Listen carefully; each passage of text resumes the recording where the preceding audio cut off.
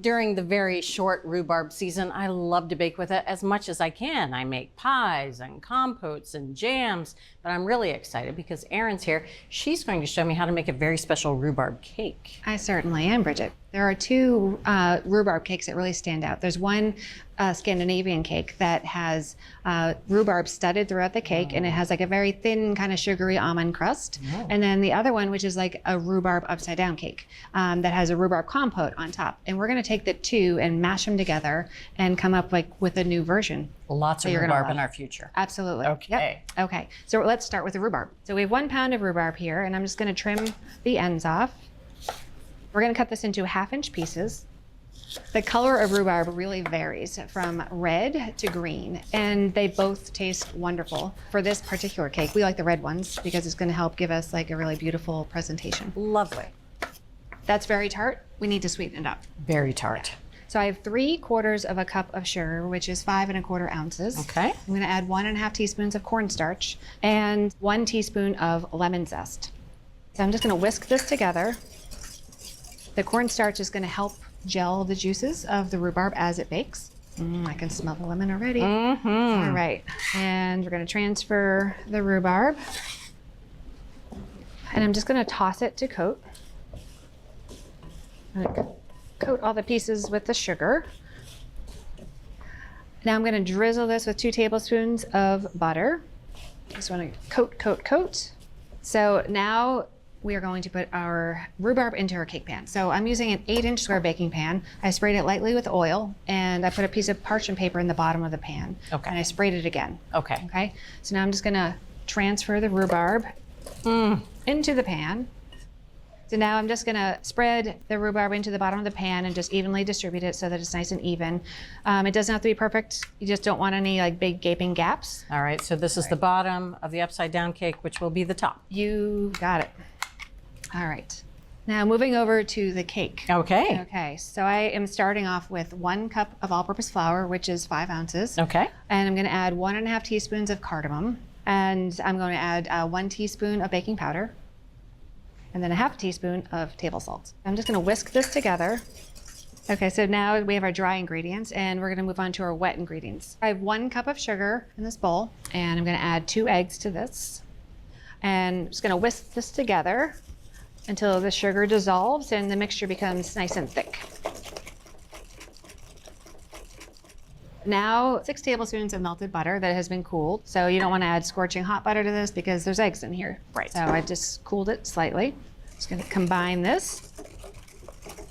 And my next ingredient is a 1/2 cup of sour cream. This is going to add tang and also richness to our cake.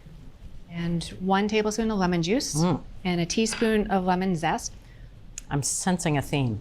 Lemon zest and the cardamom together, they Gorgeous. just really work well together. And 1 teaspoon of vanilla. This is gonna add like a nice warmth to our cake. All right? Perfect. Okay, so now let's just whisk this together. We're gonna add the dry ingredients into the wet ingredients, and I'm just gonna whisk it in until it's all combined. All right. I'm just gonna pour this over our rhubarb.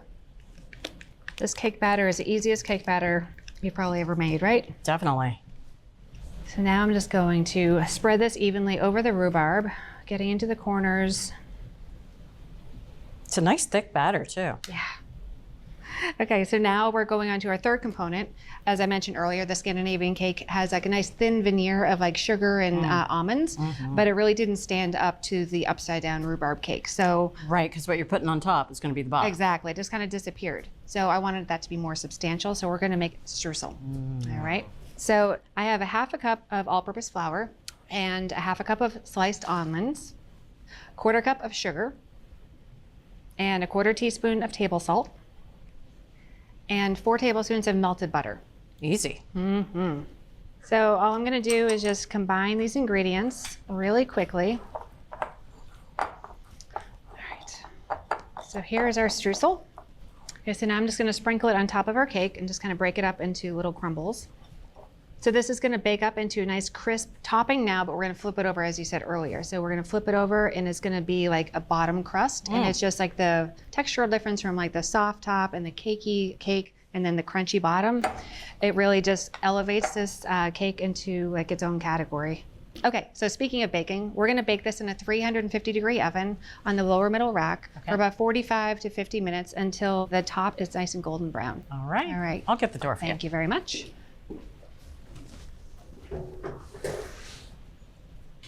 At America's Test Kitchen, recipe development is serious business. Head over to americastestkitchen.com and unlock 14,000 expert-developed recipes and 8,000 unbiased product reviews, all rigorously tested by our team. Access every episode of every season of your favorite cooking shows. That's 38 seasons of inspiration. And with the ATK Members app, you'll have 30 years of expertise at your fingertips, anywhere, anytime. Join us and become a smarter cook. Start your free all-access trial membership at americastestkitchen.com today.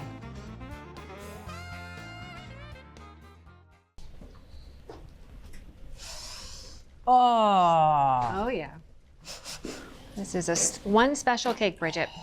So as you can see, it's nice and lightly golden brown.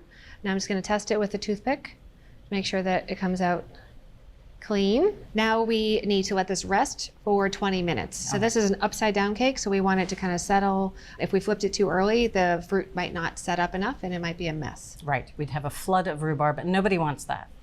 Okay, so it has been 20 minutes and I know that the fruit has set. It's done its thing. So I am going to run this knife around the edge, and I'm just going to point out that this is a nonstick pan and you should take care of your nonstick pan. So try not to use a metal knife if you can help it. This will prolong the life of your pan. All right. And that goes for any nonstick. Yeah, that's great for cutting brownies. Absolutely, Yeah. yep. I just keep one of these in my drawer to have at all times every time I bake. Now I'm going to take my platter. So this is still warm. And it's important that it stays warm. If it cools, the fruit will not release. So now I'm just going to flip this over. And okay, so now we're just going to look at that, Bridget. Isn't that It's beautiful? like stained glass. It is. It's like a mosaic, right? It's beautiful. Yeah. We're going to let this cool for another 10 minutes. All right. So this is cooled for about 10 minutes. So I'm gonna add 2 tablespoons of red currant jelly here. And I microwaved it for about 20 seconds just to soften it up. What this is gonna do is it's gonna kind of like bring out the color of the rhubarb and just accentuate it a little bit more. I have to say that red currant jelly can be tough to find, but it's worth seeking out because it's best jelly for the job. Okay? Stunning. Isn't it gorgeous? It's beautiful. Looks good enough to eat. Okay, so I'm gonna cut this in half. You can hear the crunch. Oh yes, that's that streusel on the bottom. It is a streusel. That is gorgeous. This is a fabulous cake to serve with just a chantilly or a soft peak whipped cream. Oh yeah. Taking a moment here because this looks like something out of a high-end bakery.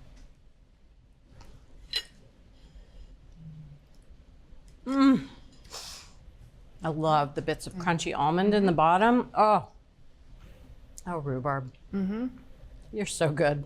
This just makes me happy because there's 3 different layers, like 3 different flavors, 3 different kind of textures, and they all just totally complement each other.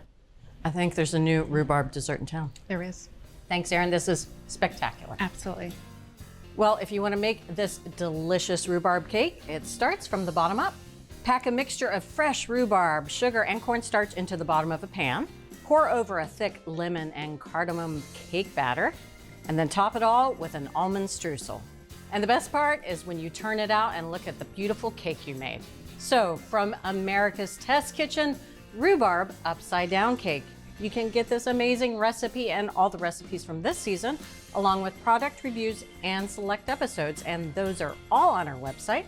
That's americastestkitchen.com/TV.